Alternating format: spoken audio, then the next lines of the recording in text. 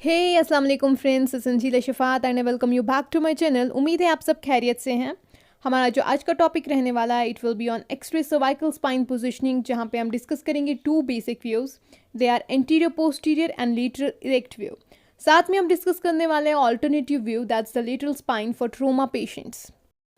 So the first most important thing जो इस topic में जानने की ज़रूरत है वो है कि हम एक्स-रे सर्वाइकल स्पाइन क्यों लेते हैं एक पेशेंट का। तो ये तब लिया जाता है जब हमें डिटेक्ट करना होता है पेशेंट में cervical vertebra fractures. Means cervical spine की जो बोन्स है उनमें फ्रैक्चर्स डिटेक्ट करने के लिए हमें एक्स-रे सर्वाइकल स्पाइन लेना होता है। तो वर्टिब्रास जो है वो क्या होते हैं, वो बोन्स है सर्वाइकल स्पाइन्स की, ठीक है। नेक्स्ट जहाँ हमें चेक करना होता है dislocation of cervical vertebras, means कहीं जो बोन्स हैं वर्टिब्रास जो है सर्वाइकल स्पाइन की वो अपनी जगह से डिसलोकेट तो नहीं हो गए हैं। Next is degenerative cervical spine disease, means जहाँ पे हमें चेक करना होता है जो सर्वाइकल स्पाइन से कहीं उनमें डिजेनरेशन तो ऑकर नहीं हो गई, ये लाइक ऑस्टियोआर्थराइटिस जो इंक्लूड करता है सर्वाइकल स्पॉन्डिलोसिस।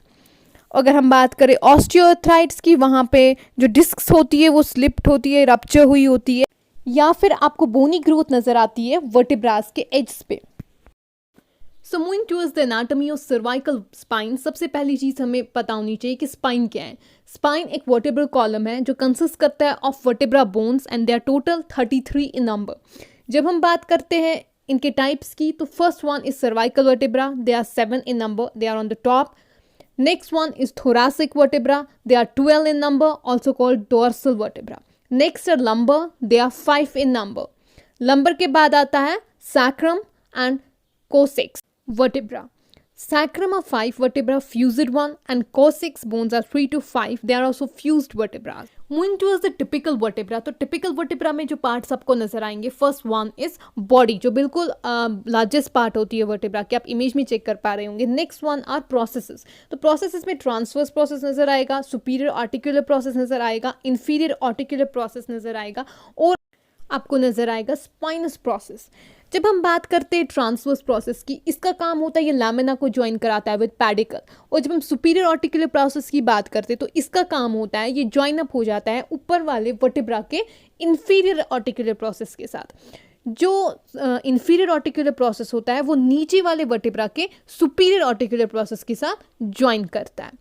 आप ये बात याद रखेंगे कि जो सुपीरियर ऑर्टिकुलर प्रोसेस होता है वो फेस करता है अपवर्ड्स और ऊपर वाले एज पे होता है एक वर्टिब्रा के, और जो इन्फीरियर आर्टिकुलर प्रोसेस होता है ये डाउनवर्ड्स फेस करता है और होता है नीचे वाले एज ऑफ वर्टिब्रा पे, ठीक है। नेक्स्ट वन की बात करें तो ये है स्पाइनस प्रोसेस। तो इसका काम होता है ये अटैच करते हैं मसल्स एंड लिगामेंट्स को।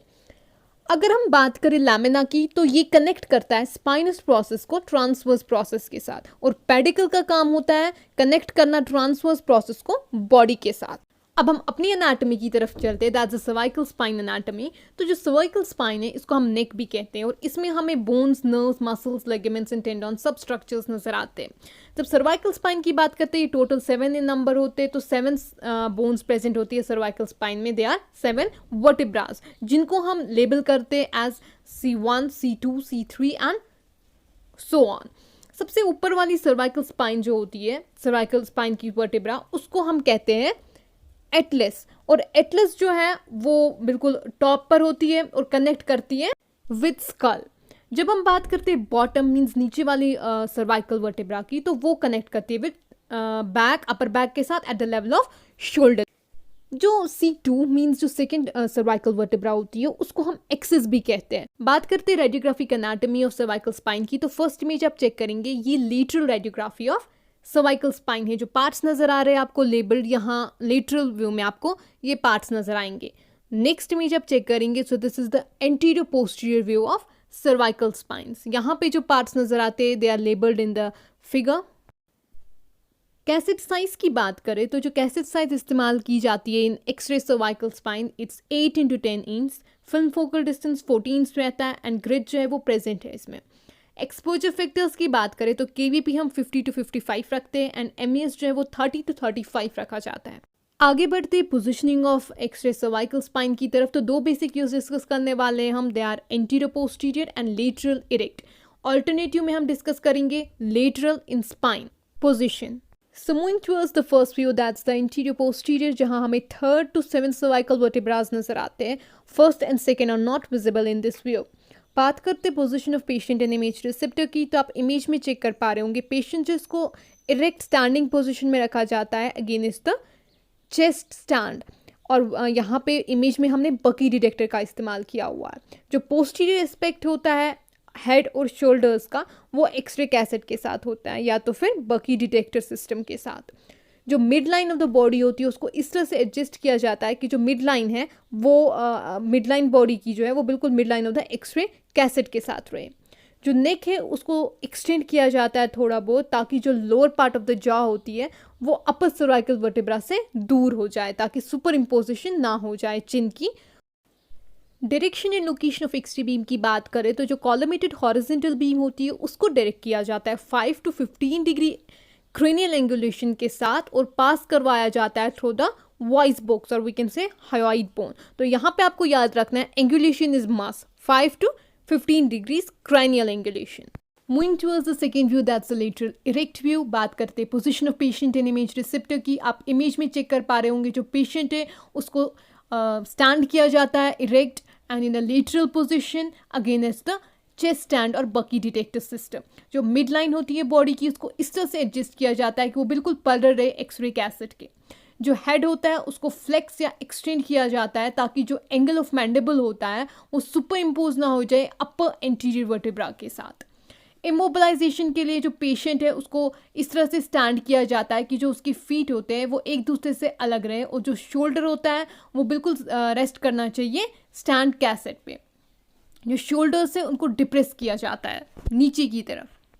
Direction and location of X-ray beam की बात करें तो जो कॉलमेटेड वर्टिकल बीम होती है उसको पास कराया जाता है बिलो द एयर पिना at the level of the prominence of thyroid cartilage. Now the last and the third view, that's the lateral spine view. This is the alternative view और तब लिया जाता है जब आपके पास एक ट्रोमा केस पेशेंट आता है. उस टाइम पे हम उस पेशेंट का लेटरल स्पाइन देते हैं rather than taking lateral erect view. बात करते हैं position of patient in image receptor की, तो आप इमेज में देख पा रहे होंगे जो पेशेंट है बिल्कुल वो स्पाइन पोजीशन में होता है. मींस जैसे वो आया होता है डिपार्टमेंट में उसी पोजीशन में हम इसको रखते हैं इन अ स्पाइन पोजीशन. जो शोल्डर्स होते हैं उसको डिप्रेस किया जाता है. एक्सरे कैसेट जो है या तो हम इसको सपोर्ट करते हैं वर्टिकली या इसको इरेक्ट कैसेट होल्डर में रखा जाता है सेम लेवल पे at the top of the ear. Direction and location of X-ray beam की बात करें तो सेम जैसे हमने लेटरल इरेक्ट पोजीशन में सेंटरिंग की होती है वैसे ही हमें स्पाइन पोजीशन में भी करनी होती है. So this was all about today's topic. Hope you got the lecture very well. Thank you for watching. Take care.